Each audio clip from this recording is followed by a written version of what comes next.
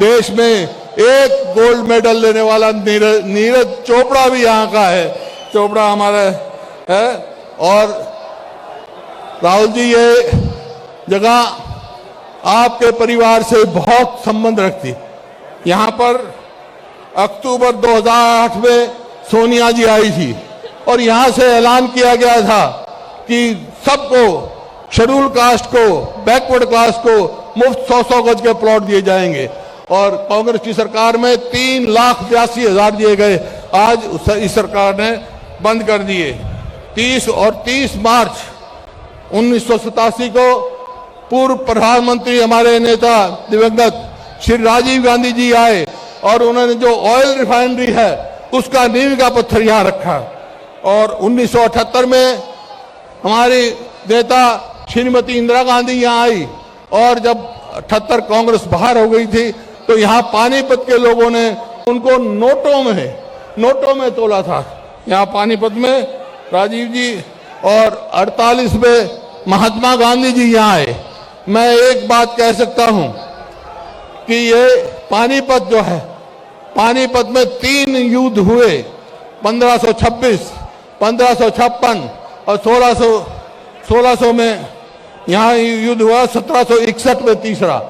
यहाँ जो युद्ध हुए, निर्णायक युद्ध हुए, ये फैसला ये नहीं किया उन्होंने कि कौन किसका पानीपत होगा, लेकिन इस भूमि में फैसला ये हुआ कि दिल्ली किसकी होगी। तो आज ये इतना जनसमूह जो खड़ा है और बहुत सारी हमारे ट्रैफिक रोक दिए गए हैं, ये आज खुद बता रहा है कि आने वाले समय में दिल्ली किसकी होगी। दिल्ली किसकी होगी? कांग्रेस की होगी आपकी दिल्ली।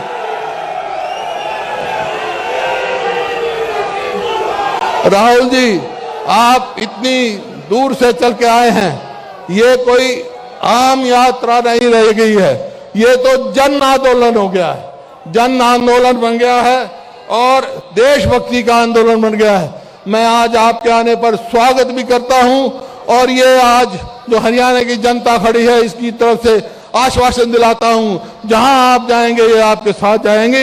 इन शब्दों के साथ बहुत बहुत धन्यवाद। जय हिंद। प्यारे कार्यकर्ता का दूसरा नाम बब्बर शेर और शेरनिया।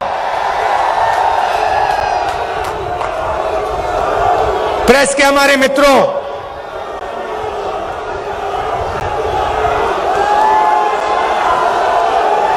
भाई और बहनों, आप सबका यहां बहुत बहुत स्वागत। नमस्कार।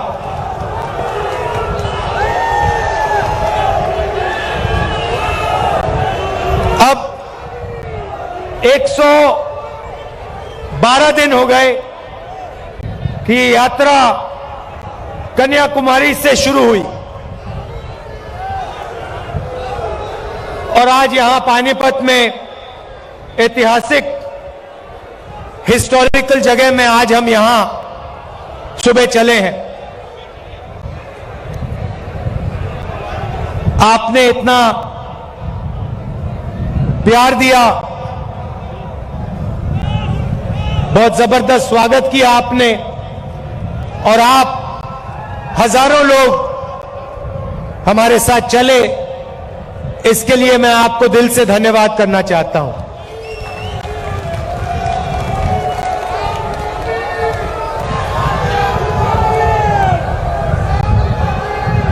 भाई और बहनों, एक सवाल शुरू करने से पहले एक सवाल है मेरा। हिंदुस्तान की आबादी कितनी है? कितनी आबादी है? सुनाई नहीं दे रहा। कितने लोग रहते हैं देश में?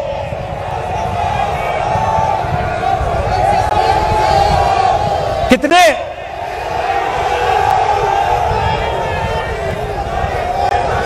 140 क्या? 140 करोड़। अच्छा, एक बात बताइए, ये स्टेज पे कितने लोग बैठे हैं? 100, तकरीबन 100 लोग हैं ना। अब मैं आपको थोड़ा सा देश की जो आर्थिक स्थिति है उसके बारे में बताना चाहता हूं। देश की आबादी 140 करोड़ रुपए, 140 करोड़ लोग, ठीक है। पहला नंबर याद रखिए, 140 करोड़। अच्छी तरह सुनो।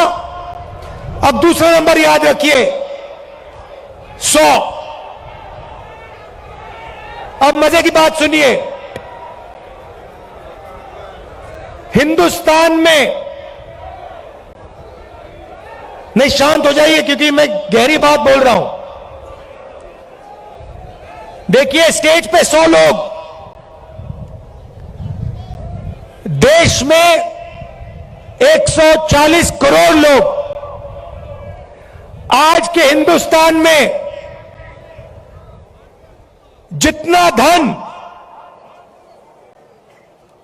धन आधे हिंदुस्तान के हाथ में है, उतना धन हिंदुस्तान के सबसे अमीर 100 लोगों के हाथ में है।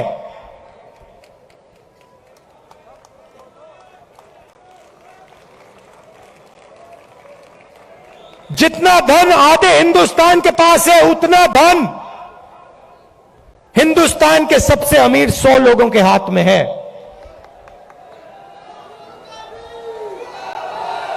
क्या यह आपको सही लगता है?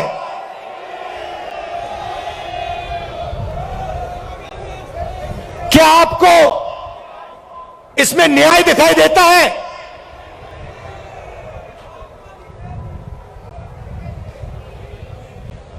दूसरा आंकड़ा देता हूं,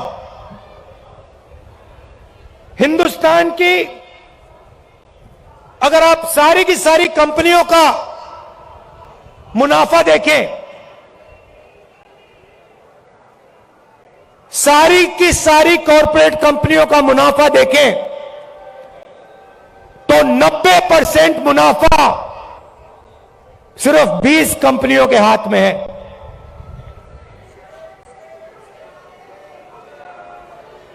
मतलब 90% मुनाफा 20 कंपनियों के हाथ में, और इस देश का आधा धन 100 लोगों के हाथ में। यह है नरेंद्र मोदी जी के हिंदुस्तान की सच्चाई।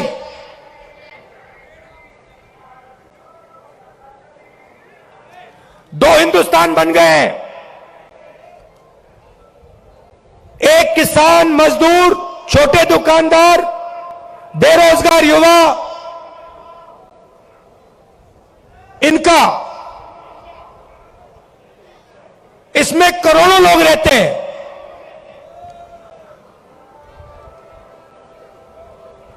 और दूसरा हिंदुस्तान 200-300 लोगों का हिंदुस्तान, 200-300 लोगों के हिंदुस्तान के पास पूरा का पूरा धन, आपके पास कुछ नहीं।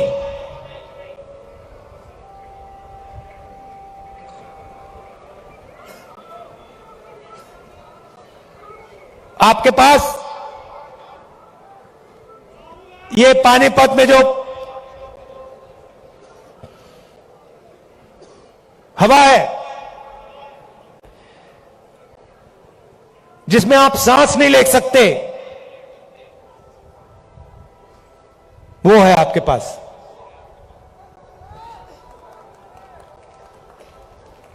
ताली बजा रहे हो भैया? कैंसर है ये। आपको भी हो रहा है, सबको हो रहा है।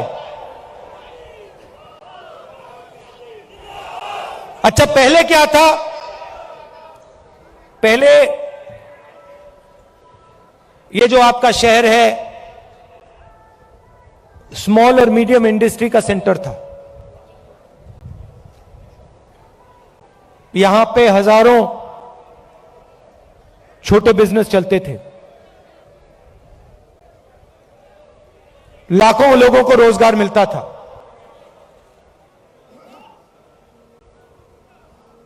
और फिर नरेंद्र मोदी जी ने नोटबंदी की,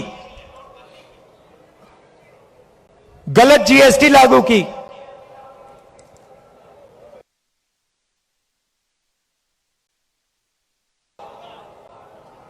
मुझसे बेहतर। ये दो पॉलिसियां नहीं थी, नोटबंदी और जीएसटी पॉलिसियां नहीं, छोटे स्मॉल और मीडियम बिजनेस वालों को खत्म करने के हथियार। और ये सिर्फ पानीपत में नहीं हुआ, हरियाणा में नहीं हुआ, ये पूरे देश में इन दो हथियारों ने जो देश को रोजगार देते थे, स्मॉल और मीडियम बिजनेस जो चलाते थे, इन दो हथियारों ने उनकी रीढ़ की हड्डी तोड़ दी, उनको खत्म कर दिया। और आज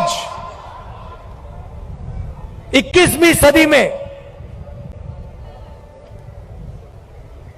हरियाणा बेरोजगारी का चैंपियन है। आपने सबको पीछे छोड़ दिया बेरोजगारी में। कितना भैया? 38%।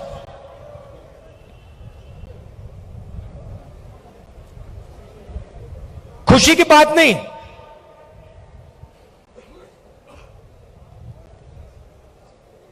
हरियाणा का जो युवा है, युवा शक्ति है, सारी की सारी जाया हो रही है।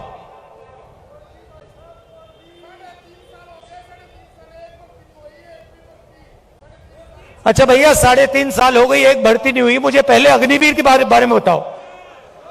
ये अग्निवीर योजना मुझे पहले समझा दो, ये है क्या? भर्ती की बात करनी है तो अग्निवीर की बात करो।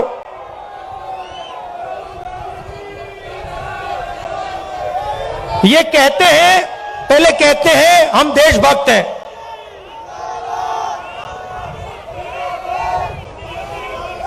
कहते हैं बीजेपी वाले लोग कहते हैं हम देशभक्त हैं। मुझे इनकी देशभक्ति समझाओ। हिंदुस्तान में लाखों लोग, हाँ लाखों युवा सुबह उठ के 4 बजे, ये यात्रा 6 बजे शुरू होती है, ये यात्रा 6 बजे शुरू होती है। इसके बारे में कंप्लेंट आ रही है कि भैया इसको 6 बजे नहीं, इसको 7 बजे शुरू करो। मैं कहता हूं नहीं, मैं नहीं करता, मैं 6 बजे करूंगा। 8 बजे कह रहे हैं। देखो, ये 6 बजे चालू होती है। किसान कितने बजे उठता है? 4 बजे। जो सेना में भर्ती होने के लिए रनिंग की प्रैक्टिस करता है, वो कितने बजे उठता है? 4 बजे। और ऐसे लाखों युवा सपना देखते हैं, लाखों युवा सपना देखते हैं। किस चीज का सपना? तिरंगे की रक्षा करने का सपना। और लाखों में से वो 4 बजे उठ के दौड़ते हैं। हर स्टेट में सुबह सुबह अगर आप जगो, आप इनको देख सकते हो। कभी उनको रोको, उनसे पूछो भाई क्या कर रहे हो? वो ये नहीं कहेंगे कि हम सेना में जाने की तैयारी कर रहे हैं। वो कहते हैं हम तिरंगे की रक्षा करना चाहते हैं, वो कहते हैं। अब लाखों युवा दौड़ते हैं। हर स्टेट में 4 बजे सुबह। उनमें से पहले 80,000, तकरीबन हर साल 80,000 चुने जाते थे। कोई अरुणाचल जाता था, कोई जम्मू कश्मीर, कोई राजस्थान, कोई लद्दाख, कोई ठंड में, रेगिस्तान में, बारिश में, अपनी पूरी की पूरी जिंदगी बच्चे, परिवार, माता पिता, सब कुछ परे करके छोड़ के बॉर्डर पे जाके खड़ा हो जाता था।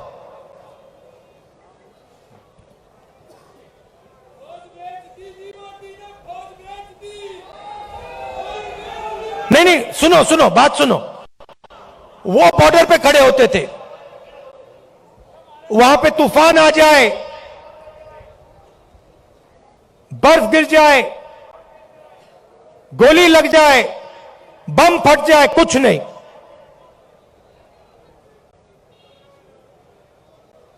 देश के लिए अपना खून देने के लिए 80,000 युवा हर साल सेना में भर्ती होते थे। अब उनको पहले सेना क्या देती थी? सबसे पहले सेना उनसे कहती थी,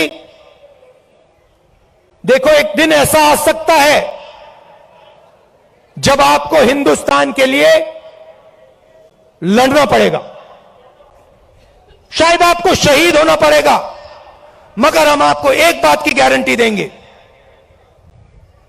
कि दुनिया में सबसे बेहतर ट्रेनिंग हिंदुस्तान की सेना को, वायुसेना को, नेवी को हम देंगे। यह पहला वायदा हुआ करता था। यह पहला वायदा हुआ करता था उन 70,000 युवाओं।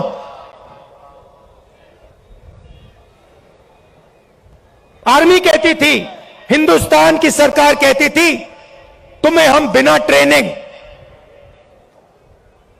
दुश्मन के सामने कभी नहीं खड़ा होने देंगे, क्योंकि हम तुमसे प्यार करते हैं,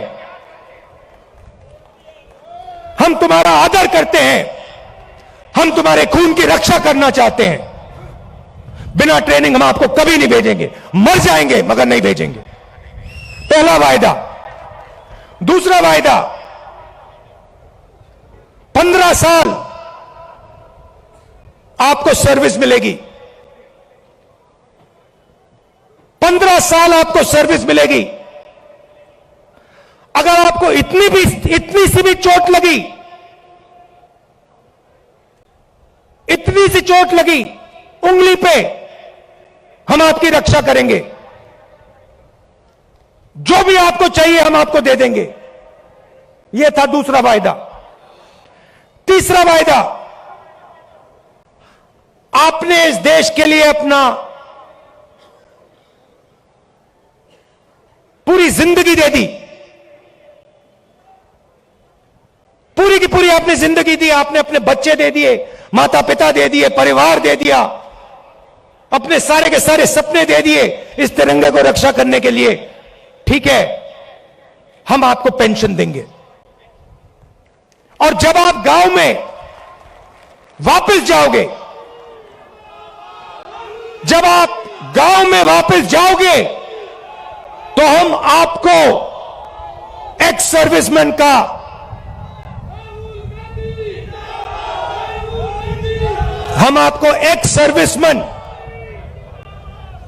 कह के हम आपको गांव भेजेंगे कि आपको वहां पे, चाहे आप शहर में रहो, चाहे आप गांव में रहो, जब हिंदुस्तान की बाकी जनता आपकी ओर देखे, वो कहे कि इस व्यक्ति ने वो किया जो मैंने नहीं किया। इस व्यक्ति ने अपनी जिंदगी इस देश को दी, अपना खून इस देश को दिया, अपने सपने इस देश को दिए, और इसीलिए मैं इस व्यक्ति का आदर करूंगा, इसका रिस्पेक्ट करूंगा। ये 3 वायदे हिंदुस्तान की सरकार, हिंदुस्तान की जनता अपनी सेना, अपनी वायुसेना और अपनी नेवी के हर व्यक्ति को देती थी। अब अग्निवीर योजना ने, नहीं सुनिए, अग्निवीर योजना ने ये तीनों के तीनों वायदे तोड़ दिए हैं। अग्निवीर योजना क्या कहती है? उन्हीं 70,000, उन्हीं लाखों युवाओं से कहती, भैया 80,000 तो नहीं लेंगे, 40,000 लेंगे। और वो जो 15 साल की बात थी, जो सर्विस की बात थी उसे भूल जाओ। 4 साल बाद पहले 80,000 लिए जाते थे, 4 साल बाद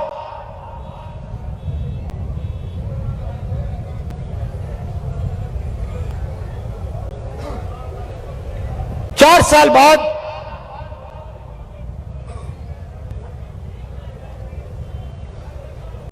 हम 75% को वापस भेज देंगे, निकाल देंगे, बस 25% हम रखेंगे।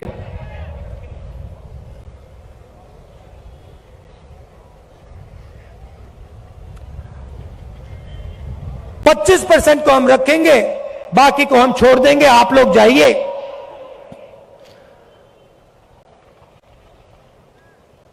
बेरोजगार हो जाइए। अच्छा, जो पहले हम ट्रेनिंग देते थे, जो सैनिक को तैयार करने में 5, 10, 15 साल लगते हैं, मिसाइल चलाने में, रॉकेट चलाने में, हथियार को ठीक से चलाने में जो टाइम लगता है उसको भूल जाइए। सिर्फ 6 महीने की ट्रेनिंग की जरूरत है। 4 साल बाद घर वापसी। तो ये वायदे नरेंद्र मोदी जी ने और बीजेपी ने तोड़े हैं। जब मैं ये बात उठाता हूं तो कहते हैं मैं सेना के विरोध बात कर रहा हूं। मैंने बोला था, प्रेस के मित्र हैं, ये भी उनकी बात करते हैं कि देखो भैया, समझ गए आप, मैं सेना की बात उठा रहा हूं। मैं कह रहा हूं कि 15 साल आप सर्विस देते थे, 80,000 युवाओं को देते थे,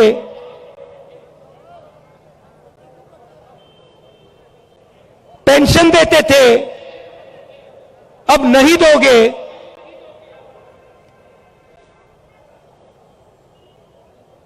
पहले ट्रेनिंग देते थे, सालों के लिए ट्रेनिंग देते थे, अब 6 महीने की ट्रेनिंग दोगे।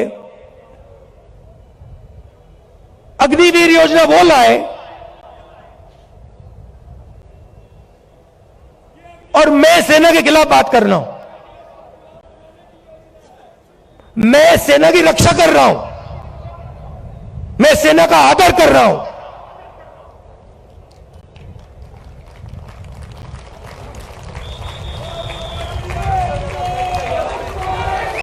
और भाइयों और बहनों, एक और बात, जब वो युवा सड़क पे दौड़ते हैं, लाखों दौड़े, जब उन्होंने सरकार से कहा, जब उन्होंने कहा सरकार से कि भैया ये अग्निवीर योजना हमें अच्छी नहीं लगी, हम आर्मी में देश की रक्षा करना चाहते हैं, तो फिर सरकार ने क्या किया आप जानते हो? सरकार ने कहा कि इनके अगर चेहरे कैमरा पे आ गए, जो धरना दे रहे थे, अगर इनके चेहरे कैमरा पे आ गए तो इनको कोई सरकारी नौकरी नहीं मिलेगी। और धमकाया उनको कि बाहर मत आओ, अग्निवीर के बारे में सच्चाई मत बोलो, नहीं तो तुम्हें सरकारी रोजगार नहीं मिलेगा।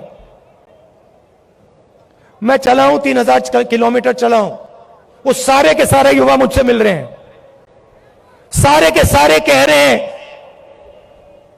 कि हमारा सपना तोड़ दिया, हमारा भविष्य बर्बाद कर दिया। छुपाई नहीं जा सकती बात। हरियाणा 10%, सेना को 10% हरियाणा लोग देते हैं, आप देते हो। हरियाणा का हर युवा जानता है, अग्निवीर का मतलब हर युवा जानता है, हर सैनिक जानता है।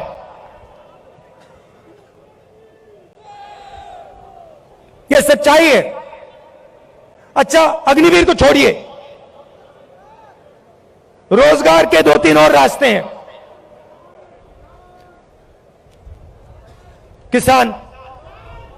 किसान के लिए अग्निवीर योजना, वो 3 काले कानून थे। जो सेना के लिए अग्निवीर है, वो किसानों के 3 कानून थे। सारे के सारे किसान खड़े हो गए, काले कानूनों के खिलाफ खड़े हुए। आप सब खड़े हुए, हम खड़े हुए, याद है आपको? और जब किसान खड़े हुए, नरेंद्र मोदी जी ने क्या कहा? गलती हो गई, मुझसे गलती हो गई, नरेंद्र मोदी जी कहते हैं। गलती हो गई।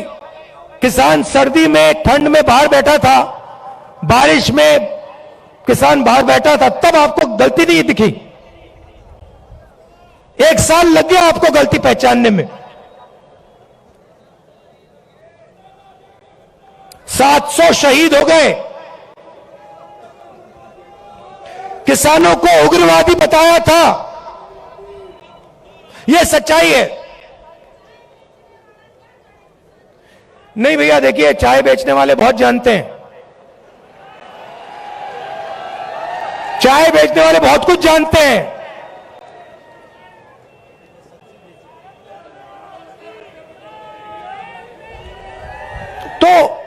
तो देखिए, फिर कहते हैं, बीजेपी वाले लोग कहते हैं, मैं आपको बताता हूं, देखिए, बीजेपी वाले लोग कहते हैं कि देखिए, ये जो यात्रा है, इसका क्या फायदा है? ये यात्रा कन्याकुमारी से कश्मीर क्यों चला जा रहा है?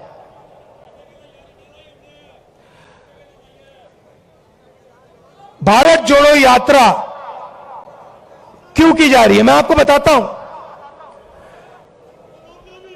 क्योंकि इन्होंने पूरे देश में डर और नफरत फैलाने का काम किया है। जहां भी ये जाते हैं, चाहे वो नोटबंदी हो, गलत जीएसटी हो, इनकी सब योजनाएं डर फैलाती हैं। डर फैलाते हैं और फिर उस डर को नफरत में बदल देते हैं।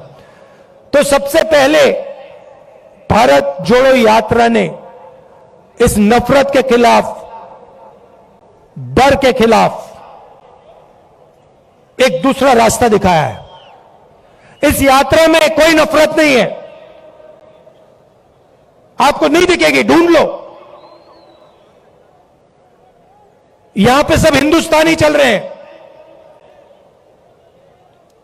हिंदू, मुस्लिम, सिख, ईसाई, सब, हर जात के लोग, हर धर्म के लोग, हर भाषा बोलने वाले लोग एक साथ चल रहे हैं, प्यार से चल रहे हैं, मोहब्बत से चल रहे हैं। कोई गलत बात नहीं बोल रहा है। कोई गिरता है तो कोई सवाल नहीं पूछता, भैया तुम्हारा धर्म क्या है, तुम्हारी जात क्या है, ना, एकदम उठा देते हैं, मदद करते हैं। सारे रास्ते में, हर स्टेट में जब हमारे लोगों को चोट लगती है, कोई ना कोई उनकी मदद करता है। आम जनता खाना देती है, पानी देती है, मदद करती है।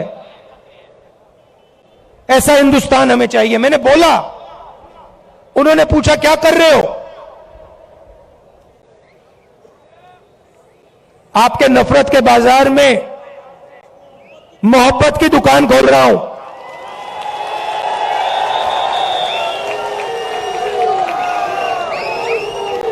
नफरत के बाजार में मोहब्बत की दुकान सिर्फ मैं नहीं खोल रहा हूं, करोड़ों हिंदुस्तानी खोल रहे हैं। आप लोग खोल रहे हो। ये देखो, मैं टी शर्ट पहना हूं, ये तो शर्ट भी नहीं पहने।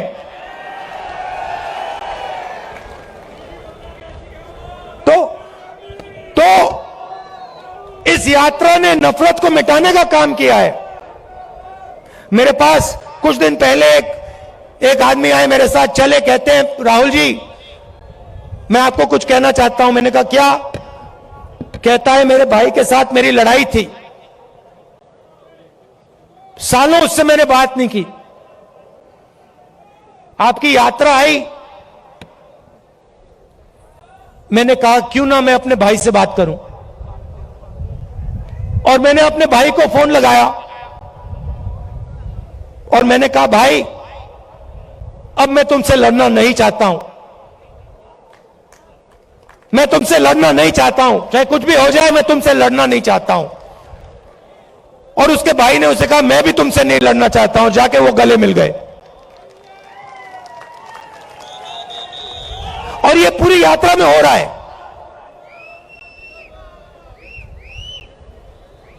बहुत सारे लोग मेरे पास आए, मेरा पुराना मित्र था, उससे मैं लड़ गया, मैंने उससे दोस्ती कर ली। मेरा भाई था, मैंने उससे दोस्ती कर ली। तो सचमुच में ये यात्रा भारत को जोड़ने का काम कर रही। वो मीडिया नहीं दिखाती भैया, भैया कैसे दिखाएंगे बेचारे। भैया एक बात बताओ, भैया एक बात बताओ, आप देखो, आप समझो बात।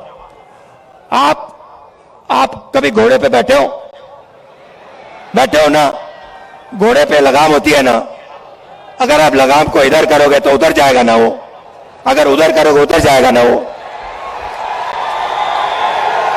लगाम लगी हुई है भाई, वो कभी इधर खींचे वो उधर भाग जाते हैं, कभी उधर खींचे उधर भाग जाते हैं। मगर एक बात है, घोड़े के ऊपर मोदी जी की फोटो जरूर दिखेगी, वो तो दिखेगी। तो भैया अब बेचारे के ऊपर लगाम लगा हुआ है, वो क्या करें, उनकी गलती नहीं है, इनको भी जीना है, खाना खाना है, बच्चों की देखभाल करनी है, करनी तो है ना, सही बात है। तो ये देखो, ये मुस्कुरा रहे हैं, देखो ये मुस्कुरा रहे हैं, कह रहे हैं हाँ भैया बात सही, भैया को कह रहे हैं, देखो बोल रहे हैं हाँ बात तो सही की। तो हम समझते हैं कि आपके ऊपर आपके लगाम लगा रखी है, और हम जानते हैं कि हम जानते हैं कि आप सच्चाई को पहचानते हो, सच्चाई बोलना चाहते हो, मगर मुश्किल है, चलता है, हो जाएगा काम।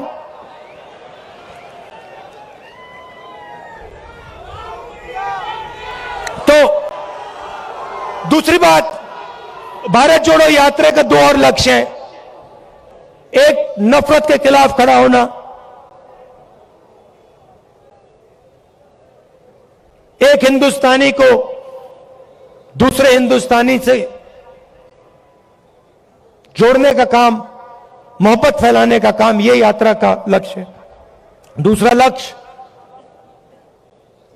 जो देश में बेरोजगारी फैल रही है उसके खिलाफ खड़ा होने का है। और आखिरी बात, जो महंगाई है, जो आप सबको लगती है, चुभती है। पहले 400 रुपए का सिलेंडर होता था, आज 1100।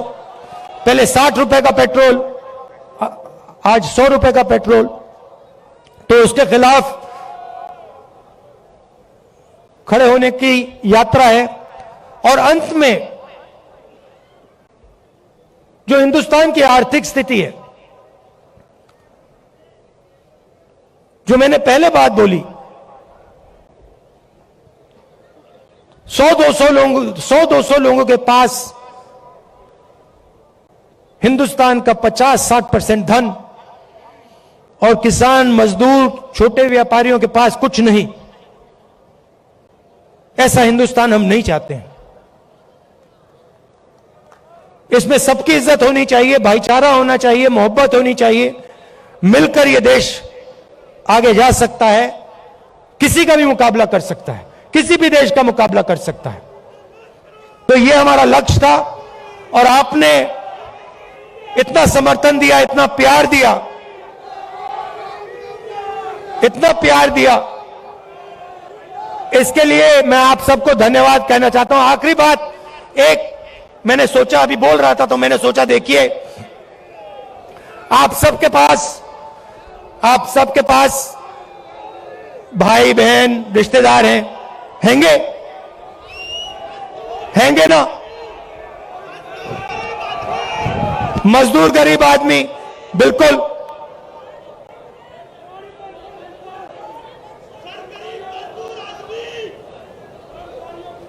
उस गरीब मजदूर आदमी के बारे में, उसके बारे में बोलूं। न्याय योजना का नाम सुना आपने? 2019 में हम एक योजना लाना चाहते थे, न्याय योजना। हर गरीब व्यक्ति के बैंक अकाउंट में 72,000 रुपए साल के सीधा बैंक अकाउंट में, गरीब मजदूरों के बैंक अकाउंट में, गरीब किसानों के बैंक अकाउंट में, सबके बैंक अकाउंट में। तो अगर हमारी सरकार आएगी तो हम ये योजना लाएंगे। हां, तो आप सबका दिल से धन्यवाद करना चाहता हूं। और देखिए, जैसे वो व्यक्ति मेरे पास आया था, उसने कहा था मुझे कि मैंने अपने भाई से फिर से रिश्ता बना दिया। आपके भाई हैं, कभी कभी लड़ाई हो जाती है, रिश्तेदारों से लड़ाई हो जाती है, दोस्तों से लड़ाई हो जाती है। आप जाके उनको फोन कीजिए, उनसे कहिए आप भी हिंदुस्तानी हो, मैं भी हिंदुस्तानी हूं, आप मेरे भाई हो, मैं आपसे लड़ना नहीं चाहता हूं, लड़ाई बंद कीजिए। बहुत बहुत धन्यवाद। जय हिंद। धन्यवाद राहुल जी आपके शानदार अभिवादन के लिए। और अब मैं निवेदन करूंगा बुल्ले शाह जी से और भाई छोकर जी से कि वो एक मूर्ति जो स्वर्गीय इंदिरा जी की है, जो 1978 में यहाँ पधारी थी, वो आपको समर्पित करना चाहते हैं। बुल्ले शाह साहब और छोकर साहब, विपुल उनके साथ रहेंगे। विपुल साहब। मैं सभी की तरफ से आप सबका बहुत बहुत धन्यवाद करता हूं, इतनी भारी संख्या में आए।